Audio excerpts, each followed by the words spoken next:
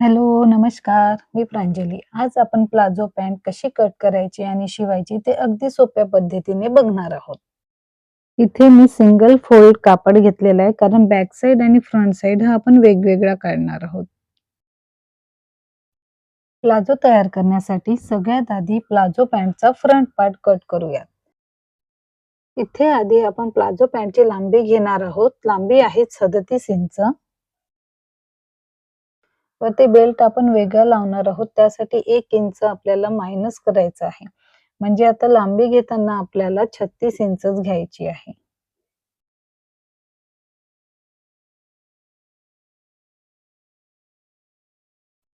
कंबर 36 घेतल्यानंतर खाली बॉटम फोल्डसाठी 2 इंच एक्स्ट्रा घ्यायचं आहे.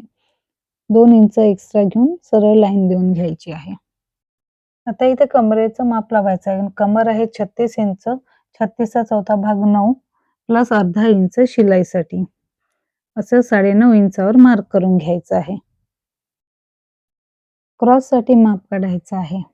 आपण जे कमरेसाठी 9.5 इंच घेतलेलं आहे त्यात प्लस 2 इंच असं ॲड करून 11.5 इंच क्रॉससाठी घ्यायचं.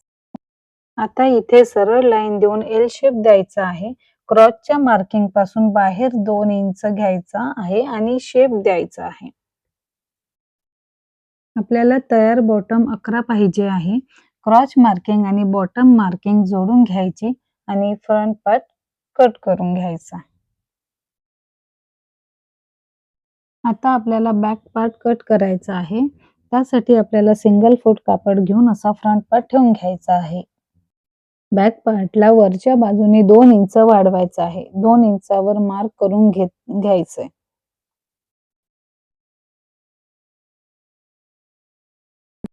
आसनच्या पुढे सरळ मार्क करून घ्यायची आहे आणि सरळ एक लाईन देऊन घ्यायची आहे. त्यानंतर आसनच्या पुढे असं 2 इंच वाढवून घ्यायचं आहे आणि तिथे आसनचा शेप देऊन घ्यायचा आहे. आणि इथे बघा साइडला 1.5 किंवा 2 इंच असं वाढवून घ्यायचं आहे. 1.5 किंवा 2-2 इंच असं मार्क करून त्याला जोडून घ्यायचं आहे. आणि इथे बघा वर बेल्टच्या बाजूनी आपण 2 इंच वाढवून घेतलेलं होतं. त्या लाईनला क्रॉस लाईन द्यायची आहे.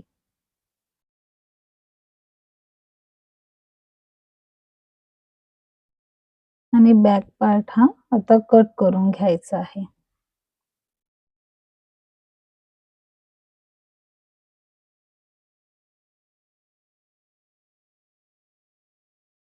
आता आपण स्टिच करून घेणार आहोत. बघा मी इथे अस्तर जॉईन करून घेतलेलं आहे आधीच. बघा तर आता इथे मी फ्रंट पार्ट तयार करून घेणार आहे आधी. फ्रंट पार्टचा आधी आसन सोडून घेऊ आपण.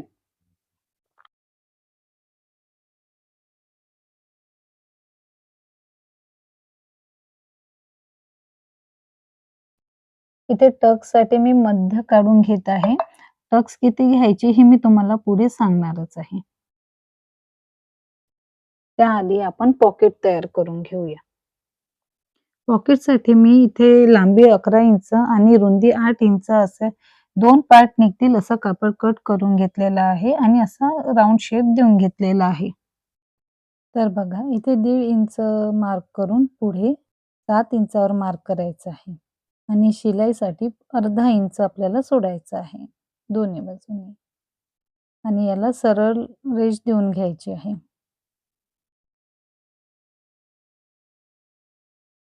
आता पॉकेट कट केलेल्या भागांपैकी एक भाग घ्यायचा आणि तो इथे असा ठेवून घ्यायचा आणि जो मार्क केलेला आहे सेम मार्क त्या पॉकेटच्या कापडावरती करायचा आहे.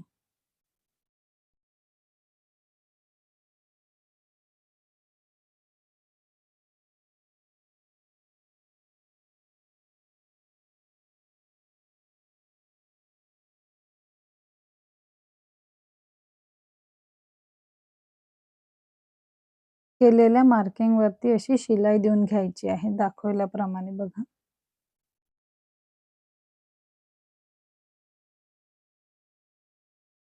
दोन्ही बाजूनी कॉर्नर कट करून घ्यायचे आहेत. पॉकेटला पलटवून त्याला अशी एक प्रेस शिलाई देऊन घ्यायची आहे.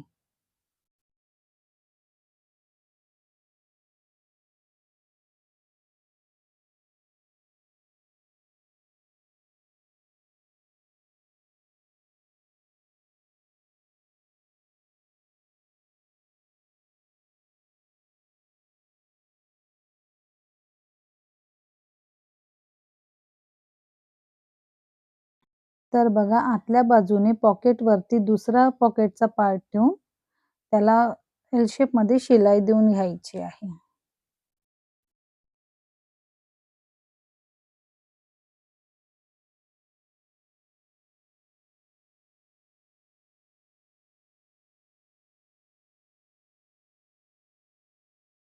इथे सरळ शिलाई मारून घ्यायची आहे. तर बघा आपला इथे पॉकेटमध्ये हात जातो तो भाग शिलाईमध्ये दबला नाही पाहिजे अशा प्रकारे शिलाई मारून घ्यायची आहे. इथे मी 3.5 आणि अर्धा इंचावरती टक्स मारून घेते आहे.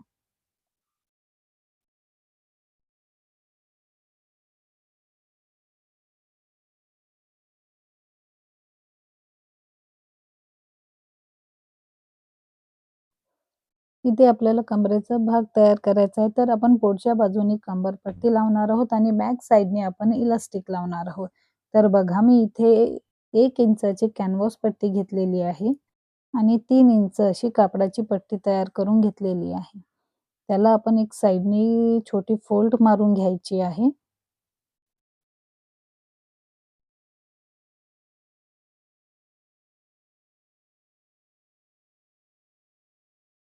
आता ही तयार पट्टी पॅन्टच्या उलट बाजूने स्टिच करून त्याला नंतर अशी पलटवून घ्यायची आणि सरळ बाजूने खाचेत त्याला शिलाई देऊन घ्यायची आहे. बघा व्हिडिओत दाखवल्याप्रमाणे.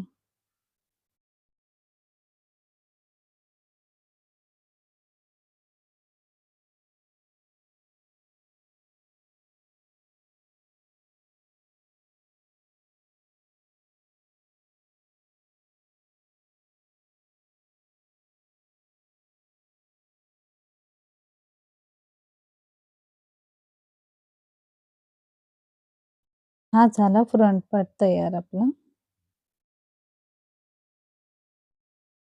तर बघा आता इथे मी बॅक पार्ट जोडून घेत आहे.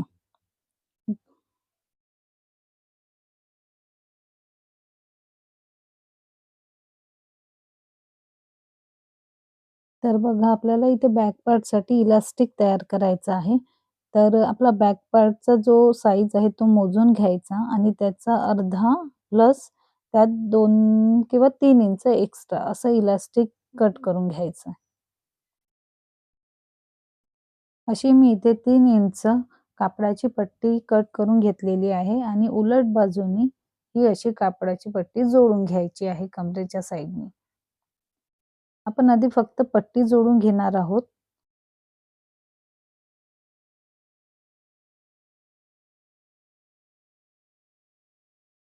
तर बघा पॅन्टच्या सरळ बाजूनी ही पट्टी अशी दुमडून त्याला खाचेतनं शिलाई देऊन घ्यायची आहे.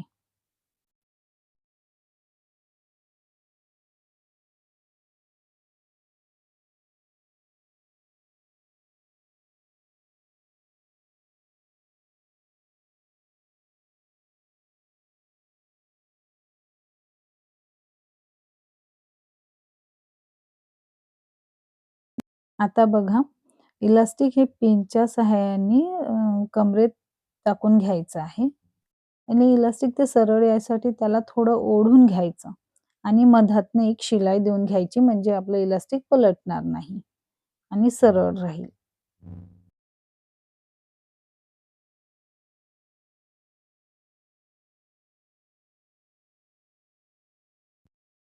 आता बॅक पार्ट आणि फ्रंट पार्ट हा आपल्याला जोडून घ्यायचा आहे.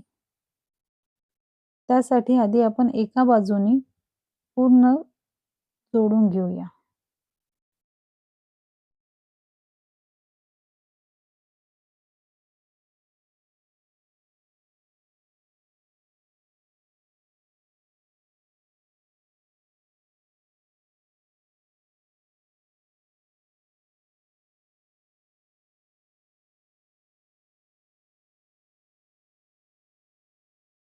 अशाच प्रकारे दुसऱ्या साइडने पण जोडून घ्यायचं आहे.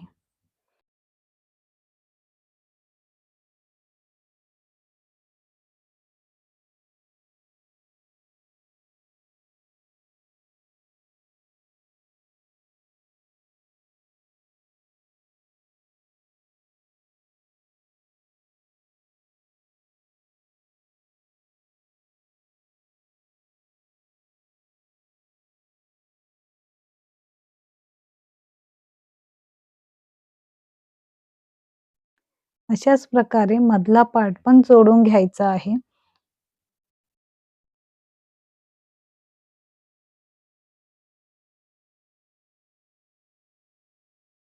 आता इथे बघा जे आपण बॉटमसाठी 2 इंच एक्स्ट्रा घेतलेलं होतं, तिथे एक बारीक फोल्ड करून घ्यायची आधी आणि त्यानंतर 1.5 इंचावरती अशी जरा मोठी फोल्ड करून घ्यायची म्हणजे बॉटम छान दिसेल. तर बघा ही झाली आपली पॅन्ट तयार. व्हिडिओ आवडला असेल तर लाईक करा, शेअर करा आणि सबस्क्राईब करायला विसरू नका. चला तर मग भेटूया नेक्स्ट व्हिडिओमध्ये. Thank you.